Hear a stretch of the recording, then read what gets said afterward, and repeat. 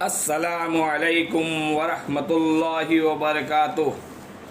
سورہ بقرہ حصہ نمبر 39 آیت نمبر 23 اور 24۔ آیت نمبر 23 اور 24، رکوع نمبر 3 مفسرین کے اقوال۔ رکوع نمبر 3 مفسرین کے اقوال۔ ناظرین، پچھلے حصہ نمبر 38 میں ہم نے مفسرین کے اقوال پڑھے۔ اس میں ہم نے پڑھا کہ اللہ تعالیٰ نے جو قرآن جو نازل ہوا اس ترتیب سے اپنے کتاب میں نہیں لکھا، جو صورتیں بعد میں نازل ہوئی اسے پہلے لکھا گیا۔ جو آیتیں کچھ آیتیں جو 2-3 آیتیں نازل ہوئی، کچھ ایک آیت نازل ہوئی، اسے کسی صورت کا حصہ بنایا، تو اس کی حکمتوں کے تعلق سے پڑھا کہ اور بہت ہی خوبصورت بات اس میں سمجھ میں آئی کہ اس سے اور حکمت کا اور دروازے کھل گئے، راز کے اور دروازے کھل گئے، جس سے کلام پڑھنے کا مزہ بڑھ گیا، کلام کی وسعت بڑھ گئی۔ تو آج ہم اس موضوع میں آگے بڑھتے بڑھتے آج ہمارا حصہ نمبر 39 کا آغاز ہے، اور ہمارا موضوع ہے کہ قرآن حکیم کی صورتوں کی انجمن۔ قرآن حکیم کی صورتوں کی انجمن۔ اس سے پہلے ہم نے صورتوں کے جوڑوں کے بارے میں پڑھا تھا، آج صورتوں کے گروپ انجمن کے بارے میں پڑھیں گے، اور ہر بار کی طرح ہم پہلے اپنے موضوع کے تعلق سے جو قرآنی آیتیں ہیں ان کو پڑھیں گے، پھر اپنے ویڈیو کا آغاز کریں گے۔ اعوذ باللہ من الشیطان الرجیم، بسم اللہ الرحمن الرحیم۔ وَإِن كُنتُمْ فِي رَيْبٍ مِّمَّا نَزَّلْنَا عَلَىٰ عَبْدِنَا فَأْتُوا بِسُورَةٍ مِّن مِّثْلِهِ وَادْعُوا شُهَدَاءَكُم مِّن دُونِ اللَّهِ إِن كُنتُمْ صَادِقِينَ فَإِن لَّمْ تَفْعَلُوا وَلَن تَفْعَلُوا فَاتَّقُوا النَّارَ الَّتِي وَقُودُهَا النَّاسُ وَالْحِجَارَةُ أُعِدَّتْ لِلْكَافِرِينَ۔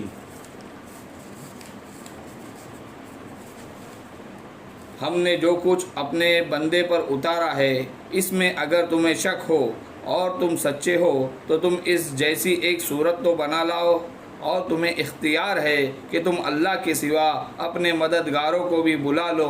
پس اگر تم نے نہ کیا اور تم ہرگز نہیں کر سکتے تو اس قرآن کو سچا مان کر اس آگ سے بچو جس کا ایندھن انسان اور پتھر ہے، جو کافروں کے لیے تیار کی گئی۔ صدق اللہ العظیم۔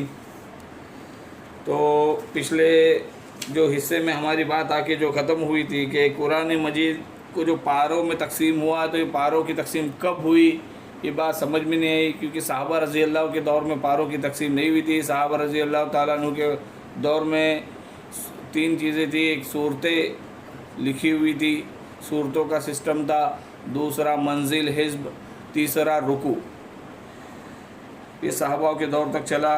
اب اس کے بعد یہ صورتوں کی جو تقسیم ہوئی، اس میں کچھ قباحت ہے، زیادتی ہے کہ بات پوری نہیں ہوتی اور پارہ ختم ہو جاتا ہے، اور اگلی بات اگلے پارے میں ملتی ہے، اور وہ بات ختم ہو کے نئی بات اسی پارے میں، یعنی کہ سمجھو پہلے پارے کی بات ہو گئی، تو صورتوں کی اس میں تھوڑی قباحت ملتی ہے۔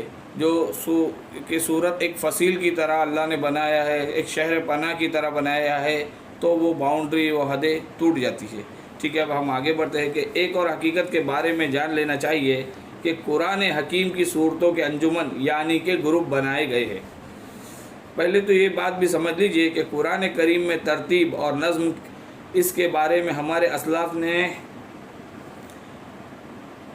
کوئی زیادہ محنت نہیں کی، جس کے بارے میں ہم نے کل بھی پڑھا تھا کہ اس موضوع کو مولانا ہندوستان کے ایک بہت بڑے عالم مولانا حمید الدین فراہی رحمۃ اللہ علیہ نے لیا تھا کہ اللہ تعالیٰ نے قرآن تو کی ترتیب نزولی اور ہے اور ترتیب مصحف اور ہے، تو ایسا کیوں؟ اس کی حکمت کو تلاش کیا تھا تو انہیں کچھ باتیں ملی تھی۔ آج ہم قرآن کے عجائب کے بارے میں بھی پڑھیں گے اور قرآن کے صورتوں کے گروپ کے بارے میں پڑھیں گے۔ سب سے پہلے ایک حدیث پاک کا مفہوم ہیں کہ نبی اکرم صلی اللہ علیہ وسلم نے فرمایا کہ قرآن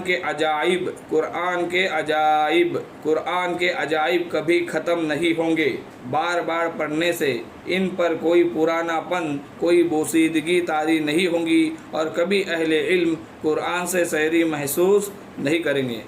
قرآن کے عجائب کبھی ختم نہیں ہوں گے۔ عجائب یہ جمع ہے عجیب کی، عربی زبان کا لفظ ہے۔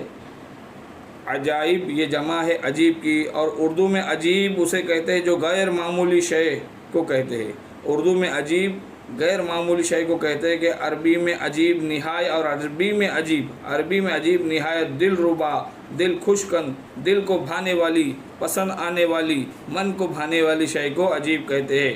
عربی زبان میں عجیب نہایت دل ربا، خوش کن، دل کو بھانے والی، پسند آنے والی، من کو بھانے والی شے کو عجیب کہتے ہیں۔ تو سمجھ لو کہ قرآن کے عجائب کبھی ختم نہیں ہوں گے۔ جیسے جیسے دنیا آگے بڑھ رہی ہے، تمدن یعنی کہ مل کر رہنے کا طریقہ، طرز معاشرت بھی آگے بڑھ رہا ہے۔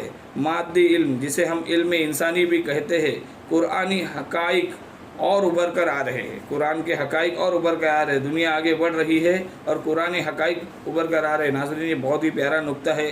یہ قرآنی حقائق، ہمارے قرآن تو 1400 سال پرانی کتاب ہے، لیکن وقت آگے بڑھ رہا ہے، قرآن اپنی حقیقتوں کو ابھار کر اور واضح ہو رہا ہے، اور قرآن حقائق ابھر کر اور آگے آ رہے۔ اس کے بارے میں بتا رہا ہوں، آگے پڑھ رہے ہم، اور واضح ہو رہے ہیں قرآن حقائق، اور واضح ہو رہے ہیں، ابھر کر آ رہے ہیں، نکھر رہے ہیں۔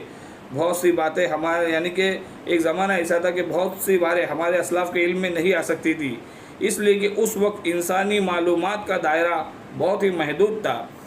جیسے کہ حضرت ذوالقرنین رحمۃ اللہ علیہ کون تھے؟ حضرت ذوالقرنین کون تھے؟ تب تک چونکہ تاریخ کچھ مفسرین کے علم میں نہیں تھی، تو لوگوں نے سکندر اعظم کو ذوالقرنین سمجھا گیا تھا، حالانکہ سکندر کی شخصیت اور ذوالقرنین کی شخصیت، سکندر کی شخصیت اور حضرت ذوالقرنین کی شخصیت جو قرآن میں بیان ہوئی، ان دونوں میں کوئی مناسبت ہے ہی نہیں۔ لیکن اس وقت انسانی معلومات کا دائرہ بہت کم تھا، اور کوئی اور فاتح دکھ بھی نہیں رہا تھا، تو اسی کو اس سکندر، جسے نیپولین بھی کہتے ہیں، جس نے دنیا فتح کرنے کا عزم کیا تھا پر ناکام رہا تھا، اور وہ کافر بھی تھا، تو اس کو لوگوں نے ذوالقرنین سمجھ لیا تھا، کیونکہ اس وقت انسانی معلومات کا دائرہ اتنا وسیع نہیں ہوا تھا۔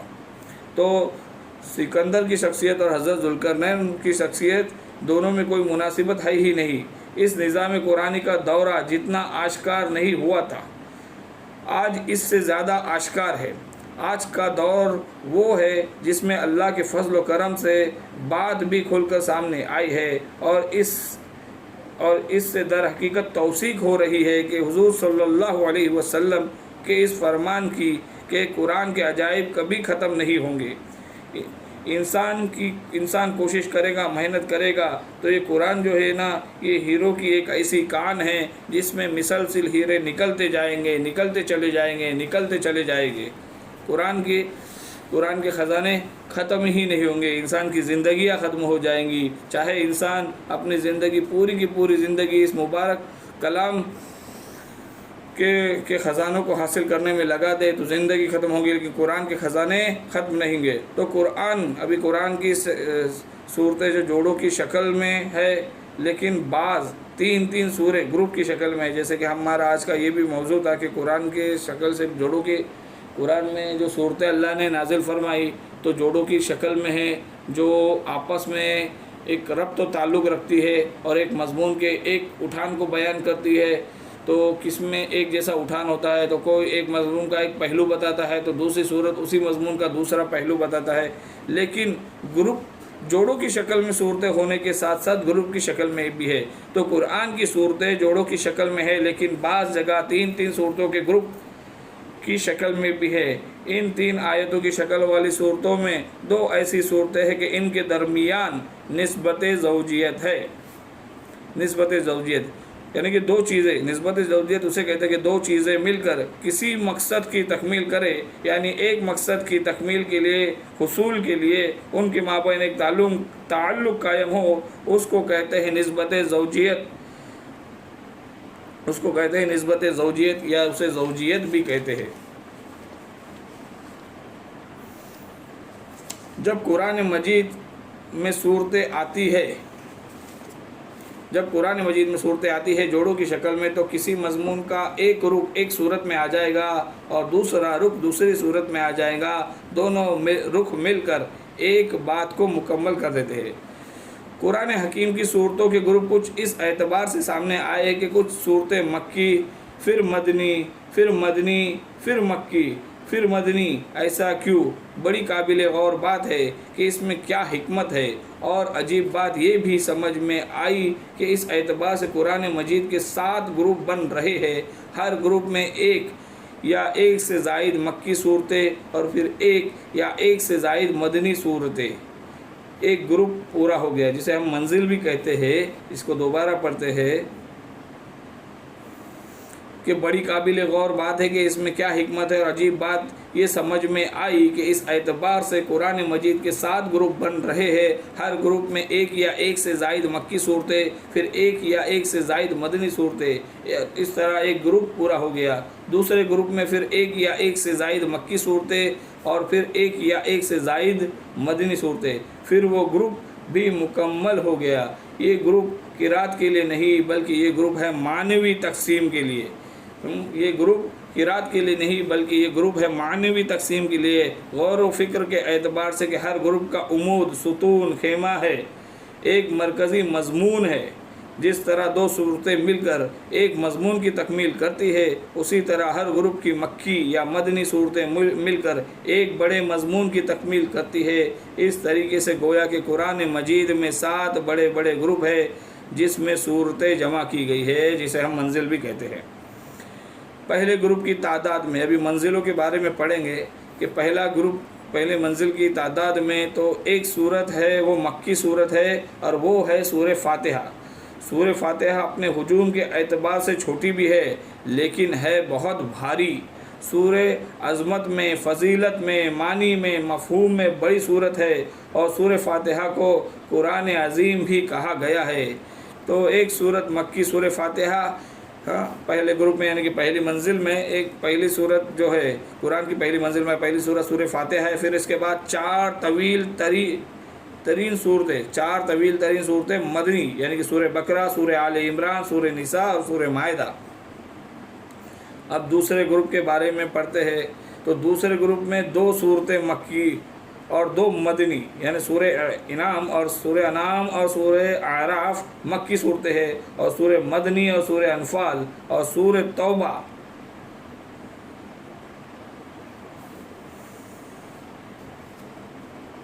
یہ مدنی صورتیں ہیں۔ تیسرے گروپ میں 14 صورتیں مسلسل چلی آ رہی ہے مکی۔ تیسرے گروپ میں 14 صورتیں مسلسل مکی چلی آ رہی ہے۔ سورہ یونس، سورہ ہود، سورہ یوسف، سورہ رعد، سورہ ابراہیم، سورہ ہجر، سورہ نحل، سورہ بنی اسرائیل، سورہ کہف، سورہ مریم، سورہ طٰہٰ، سورہ انبیاء، سورہ حج اور سورہ مؤمنون۔ اس کے بعد آئی ایک مدنی صورت سورہ نور۔ اس طرح یہ گروپ مکمل ہو گیا۔ اب چوتھی منزل کے بارے میں پڑھیں گے، چوتھی منزل کی صورتوں کے تعلق سے پڑھیں گے۔ چوتھے گروپ میں بھی یہ بات نظر آئیں گے کہ سورہ فرقان سے سورہ سجدہ تک 8 صورتیں مکی ہے، پھر ایک صورت آتی ہے سورہ احزاب، وہ صورت مدنی ہے۔ سورہ فرقان، سورہ شعراء، سورہ نمل، سورہ قصص، سورہ عنکبوت، سورہ روم، سورہ لقمان، سورہ سجدہ اور پھر ایک سورہ احزاب۔ اب 5واں گروپ سورہ نور اور سورہ احزاب یہ جوڑے کی شکل میں آئی ہے۔ سورہ نور اور سورہ احزاب یہ جوڑے کی شکل میں آئی ہے، جیسے کہ ہم نے جوڑوں کے تعلق سے پہلے پڑھا تھا، نسبت زوجیت کے تعلق سے ہم نے ابھی پڑھا ہے۔ سورہ نور اور سورہ احزاب یہ جوڑے کی شکل میں آئی ہے۔ ان کے مضامین بہت ایک دوسرے سے مشابہ ہے، لیکن یہ کہ وہ اس طریقے کا جوڑا نہیں ہے کہ اسے گروپ میں ان کا جوڑا ہو، اسی گروپ میں ان کا جوڑا ہو، ان کا جوڑا دوسرے گروپ میں ہے۔ ٹھیک ہے، ابھی 5ویں منزل کے بارے میں پڑھتے ہیں کہ 5واں گروپ سورہ سبا اور سورہ احقاف تک یہ 13 صورتیں مکی ہے۔ سورہ سبا اور سورہ احقاف تک یہ 13 صورتیں مکی ہے۔ سورہ سبا، سورہ فاطر، سورہ فاطر، سورہ یاسین، سورہ صافات، سورہ صاد، سورہ زمر، سورہ مؤمن، سورہ حامیم سجدہ، سورہ شعراء، سورہ زخرف، سورہ دخان، سورۃ الجاثیہ، سورۃ الاحقاف، اور پھر سورہ محمد صلی اللہ علیہ وسلم سے لے کر سورہ حجرات تک 3 صورتیں مدنی ہے۔ سورہ محمد صلی اللہ علیہ وسلم سے لے کر سورۃ الحجرات تک 3 صورتیں مدنی ہے۔ یہ صورتیں سورہ محمد، سورہ فتح اور سورہ حجرات۔ اب چھٹی منزل کے بارے میں پڑھیں گے۔ چھٹے گروپ میں سورہ قاف سے لے کر سورہ واقعہ تک 7 صورتیں مکی ہے۔ ایک سورہ قاف، سورہ زاریات، سورہ طور، سورہ نجم، سورہ قمر، سورہ رحمان، سورہ واقعہ، اور سورہ حدید سے لے کر سورہ طلاق تک 10 صورتیں مدنی ہے۔ اس میں ہیں سورہ حدید، سورہ مجادلہ، سورہ حشر، سورۃ الممتحنہ، سورہ صف، سورہ جمعہ، سورۃ المنافقون، سورہ تغابن، سورہ طلاق، سورہ تحریم۔ سورہ طلاق اور سورہ تحریم کے بارے میں ہم نے پہلے بھی پڑھا ہے کہ وہ جوڑے کی شکل میں ہے۔ اس طرح یہ 17 صورتوں کا ایک گروپ بن گیا، جس میں سورہ طلاق اور سورہ تحریم جوڑے کی شکل میں ہیں، ان کے آپس میں نسبت زوجیت پائی جاتی ہے۔ اب آخری گروپ یعنی کہ 7واں گروپ، وہ سورہ ملک سے لے کر سورۃ الاخلاص تک 46 صورتیں ہے، اور ایسے تو آخری گروپ میں لگ بھگ 65 صورتیں ہیں، لیکن سورہ ملک سے لے کر سورۃ الاخلاص تک 46 صورتیں ہیں، اور معوذتین مدنی صورتیں ہیں، اور یعنی کہ سورہ فلق اور سورہ ناس۔ اس طریقے سے 7 گروپ صورتوں کے قرآن مجید وجود میں آئے ہیں۔ ہر گروپ کا ایک مرکزی مضمون ہے۔ مثلا پہلے گروپ کا مرکزی مضمون، اب گروپ کے مضمونوں کے تعلق سے کچھ پڑھیں گے ہم کہ ہر گروپ کا ایک مرکزی مضمون ہے۔ مثلا پہلے گروپ کا مرکزی مضمون شریعت ہے۔ پہلے گروپ کا مرکزی مضمون شریعت ہے۔ سورہ فاتحہ میں اہدنا الصراط المستقیم، یعنی کہ اے اللہ ہم کو سیدھا راستہ دکھا، اور وہ سیدھا راستہ شریعت خداوندی، شریعت الہی اور شریعت مکمل ہو جاتی ہے۔ ان 4 صورتوں میں سورۃ البقرہ، سورہ آل عمران، سورہ نساء اور سورہ مائدہ تو سمجھ لو کہ یہ شریعت کا جو ہے نا بلو پرنٹ ہے، جسے ابتدائی خاکہ بھی کہہ سکتے ہیں، وہ ہمیں سورۃ البقرہ میں ملے گا، اور اس کی جو تکمیلی صورتیں ہیں، تکمیلی احکام ہیں، وہ سورہ مائدہ میں ملے گی۔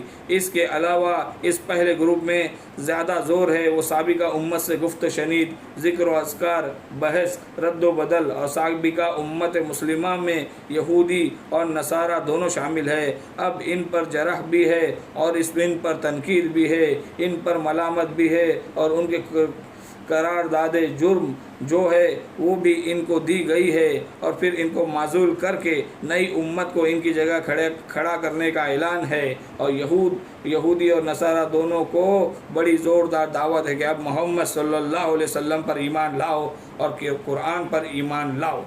تو ہمیں پہلے گروپ کے تعلق سے سمجھ میں آیا کہ منزل حزب کی جو تقسیم ہوئی ہے یہ گروپوں کی تعداد میں ہوئی ہے۔ یہ منزل کی جس کو ہم منزل کہتے ہیں، حزب کہتے ہیں، تو ان کے مضمون کے تعلق سے بھی ہمیں سمجھ میں آیا، اور اس کی حکمت کے تعلق سے بھی ہمیں سمجھ میں آیا۔ ان گروپوں میں ہم نے دیکھا ہوگا کہ ان کی ایک باہمی، اور سارے گروپوں کے تعلق سے بتا دیں کہ گروپ جو بنے ہیں، منزل جو بنی ہے، حزب جو بنی ہے، کہ اس میں دیکھیں گے تو نظر آئے گا کہ ایک باہمی صورت ہے کہ پہلے گروپ میں مکی صورت صرف ایک چھوٹی سی اور 4 بڑی صورتیں مدنی 6 پارے سے زائد پر پھیلی ہوئی، لیکن آخری گروپ میں 2 پاروں میں سورۃ ملک سے مکی صورتوں پر مشتمل ہے، یعنی کہ جیسے کہ ہم نے پہلے پڑھا کہ 46 صورتیں مکی ہے سورہ ملک سے لے کر سورہ اخلاص تک، اور آخر میں آ کر چھوٹی چھوٹی صورتیں وہ مدنیات ہے۔ دوسرا اور تیسرا 2 گروپوں میں رسالت کا مضمون مرکزی ہے، اس کے بعد کے چوتھا اور 5واں 2 گروپوں میں توحید کا مضمون مرکزی ہے، اور آخری 2 گروپ میں انداز آخرت کا مضمون مرکزی ہے۔ تو ہر گروپ کے مضمون بھی ہم کو سمجھ میں آ رہا ہے، جس کو ہم دوبارہ پڑھیں گے کہ دوسرا اور تیسرا ان 2 گروپوں میں رسالت کا مضمون مرکزی ہے، کہ مین مرکزی مرکزی مضمون جو ہے رسالت کا ہے، اور اس کے بعد چوتھا اور پانچواں دو گروپوں میں توحید کا مضمون ہے، مرکزی مضمون جو ہے توحید کا ہے، اور آخری دو گروپوں میں یعنی کہ چھٹے اور ساتویں گروپوں میں انداز آخرت کا مضمون مرکزی ہے، یعنی کہ سورہ کہف سے لے کر آخری سورت والناس تک انداز آخرت کا مرکزی مضمون ہے۔ مدنی قرآن کل قرآن کا تقریباً 1/3 ہے، اور مکی قرآن کل قرآن کا 2/3 ہے تقریباً، اور مدنی قرآن جو 1/3 ہے اس کا 2/3 حصہ پورے کا پورا پہلے گروپ میں آ گیا، اور سورۃ البقرہ، سورہ آل عمران، سورہ نساء، سورہ مائدہ، اس کے بعد جو مدنی صورتوں کا 1/3 حصہ بچ جاتا ہے وہ سورہ احزاب اور سورہ نساء، پھر 3 چھوٹی صورتیں، آخر میں 2 چھوٹی صورتیں۔ نبی اکرم صلی اللہ علیہ وسلم کی زندگی میں کیوں مکی صورتیں پہلے نازل ہوئی اور مدنی صورتیں بعد میں، لیکن پھر بھی قرآن میں سورہ فاتحہ مکی صورت کے بعد کیوں مدنی صورتوں کو پہلے رکھا گیا؟ اس میں بڑی حکمت ہے کہ ایک بزرگ نے اس کے تعلق سے کہا کہ جب یہ قرآن نازل ہو رہا تھا تو اصل اہمیت ایمان کی تھی کہ لوگ پہلے ایمان لائے، پھر ان کو احکام دیے جائیں گے، یہ حلال ہے، یہ حرام ہے، یہ کرو، یہ نہ کرو، یہ فرض ہے، یہ سنت ہے، وغیرہ وغیرہ۔ لیکن جب ایک امت وجود میں آ گئی اور امت کے وجود میں آنے کے بعد اب نسلاً مسلمان پیدا ہو رہے تھے تو اب ان کے یہاں پہلے ضرورت اسلام کی ہے، چاہے بچہ چھوٹا ہی ہے لیکن پہلے اسے احکام سکھائے جائے، نماز پڑھنا، روزہ رکھنا سکھایا جائے گا۔ تو امت کے اس طرح تشکیل پا جانے کے بعد اصل اہمیت احکام کی ہو جائیں گی۔ اب احکام کو مقدم رکھا جائے گا اور ایمان کا معاملہ احکام کے بعد مؤخر ہے۔ کوئی شخص بالغ ہوگا، ذہین ہوگا، اگر اللہ تعالیٰ نے اسے غور و فکر کی صلاحیت سے نوازا ہوگا پھر وہ حقیقت ایمان تک رسائی حاصل کرے گا، ورنہ جہاں تک احکام کا تعلق ہے اس پر تو ایک عام مسلمان کو بھی عمل کرنا ہے۔ جہاں تک آیتوں کی تعداد کا تعلق ہے وہ مختلف ہی ہے کہ اس میں اختلاف ہے، یعنی کہ اس میں اختلاف ہے، وہ اتفاقی نہیں ہے۔ تقریباً 6500 آیات ہے، لیکن اس میں بھی بڑا فرق ہے، اور ایک بڑا فرق تو اس لیے آ جاتا ہے کہ تمام صورتوں کے آغاز میں آیت بسم اللہ الرحمن الرحیم لکھی ہوئی ہے۔ اس کے ضمن میں ایک اختلاف ہے کہ ہر مرتبہ اس آیت کو گنا جائے یا نہ گنا جائے۔ صرف ایک سورہ توبہ ہے جس کے شروع میں آیت بسم اللہ نہیں ہے، باقی 113 صورتوں کے آغاز میں بسم اللہ لکھی ہوئی ہے۔ بعض حضرات کا ماننا ہے کہ بسم اللہ الرحمن الرحیم آیتوں کے ساتھ گنی نہیں جائیں گی، یہ بسم اللہ الرحمن الرحیم تو صرف صورتوں کے درمیان فصل اور فرق کا تعین کرنے کے لیے لکھی جاتی ہے۔ تو سمجھ لیجئے کہ 113 کا عدد کا فرق تو اس سے بن جاتا ہے کہ بسم اللہ الرحمن الرحیم کو آیت شمار کرے یا نہ کرے۔ بعض اور مقامات پر آیات کی تعداد میں قدر اختلاف ہے، لیکن وہ آیات ہی کی بنیاد پر کسی بھی شخص کو خود یہ اختیار حاصل نہیں ہے کہ وہ آیات میں کوئی فرق کر سکے، تبدیلی کر سکے۔ اب آخری بات آج کے موضوع کی ہماری شان نزول کہ قرآن کریم کی آیتیں 2 قسم کی ہیں۔ ایک تو وہ آیت ہے جو اللہ تعالیٰ نے از خود نازل فرمائی کہ کوئی خاص واقعہ، کسی کا سوال وغیرہ ان کے نزول کا سبب نہیں بنا۔ دوسری آیات ایسی ہے کہ جن کا نزول کسی خاص واقعے کی وجہ سے یا کسی سوال کے جواب میں ہوا، جیسے ان آیتوں کا پس منظر کہنا چاہیے۔ یہ پس منظر مفسرین کی اصطلاح میں سبب نزول یا شان نزول کہلاتا ہے۔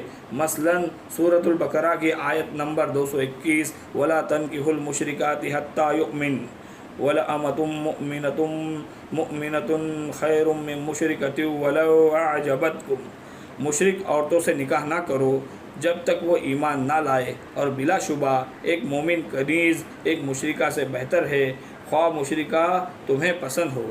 یہ آیت ایک خاص واقعے میں نازل ہوئی تھی۔ زمان جاہلیت میں حضرت مرثد بن ابی مرثد عنوی رضی اللہ تعالیٰ عنہ کے اناق نامی ایک عورت سے تعلقات تھے، اس کے تعلق سے یہ آیت نازل ہوئی۔ یہ اس کا پس منظر مانا جائے گا، اس کا شان نزول مانا جائے گا۔ تو ناظرین الحمدللہ آج کا ہمارا حصہ نمبر 39 سورہ بقرہ کا مکمل ہوا۔ آگے ہمارے اب یہ تعارف قرآن کا سفر ہمارا اختتام کی طرف جا رہا ہے، اور اگلے حصہ نمبر 40 میں ہمارا موضوع ہوگا کہ قرآن تو یہ اللہ نے ہم پر نازل فرمایا ہے، اور یہ قرآن جو کہ اس کا موضوع کیا ہے، کیا سائنس اس کا موضوع ہے، تاریخ اس کا موضوع ہے؟ نہیں، یہ سب موضوع نہیں ہے، لیکن قرآن کا اصل موضوع کیا ہے وہ اس کے تعلق سے ہم آگے بات کریں گے، اور قرآن میں سائنس کا کیا، سائنس کے لیے کیا کون سی جگہ ہے، تاریخ کے لیے کون سی جگہ ہے، اس کے بارے میں ہم آگے پڑھیں گے انشاءاللہ تعالیٰ۔ اللہ تعالیٰ ہمیں قرآن کی قدر کرنے کی توفیق عطا فرمائے، قرآن سے محبت نصیب فرمائے۔ جس طرح ہمیں کسی سے محبت ہوتی ہے تو اس کے تعلق سے ہم ہر بات جاننا پسند کرتے ہیں، تو قرآن کے تعلق سے اگر ہمیں محبت ہوگی تو ہمیں ہر بات جاننا ہوگی، اور قرآن مجید کے تعلق سے ہمارے حقوق ہے جو تعارف قرآن کے بعد ہمارا موضوع ہوگا۔ قرآن کے بڑے بڑے فضائل ہے جو قرآن مجید کے حقوق کے بعد ہمارا موضوع ہوگا، اسے ہم پڑھیں گے، جانیں گے انشاءاللہ، پھر اپنی زندگی میں لائیں گے۔ اللہ تعالیٰ ہمیں کہنے سننے سے زیادہ عمل کرنے کی توفیق عطا فرمائے۔ وآخر الدعوانا ان الحمدللہ رب العالمین۔ قرآن سے ہے کامیابی، ہمیشہ کی کامیابی، ابد الآباد کامیابی، کبھی نہ ختم ہونے والی کامیابی، جسے اللہ نے اپنے کلام مبارک میں فرمایا ذالک الفوز العظیم، یہ بہت ہی عظیم کامیابی ہے۔ تو اس کامیابی سے اللہ ہمیں آراستہ فرمائے، مالا مال فرمائے، قرآن کے عجائب سے، خزانوں سے ہمیں مالا مال فرمائے۔ اس کے لیے میرے ناظرین جہاں کہیں سے بھی قرآن کی دولت ملے اسے سمیٹ لو اور ساری دنیا تک پہنچاؤ، یہ ہماری ذمہ داری ہے۔ اسی سے ہماری امت مسلمہ صلی اللہ علیہ وسلم دنیا میں ابھر کر آئیں گی اور فتح یاب ہوں گی انشاءاللہ تعالی۔ آمین وآخر دعوانا الحمدللہ رب العالمین۔ السلام علیکم ورحمۃ اللہ وبرکاتہ۔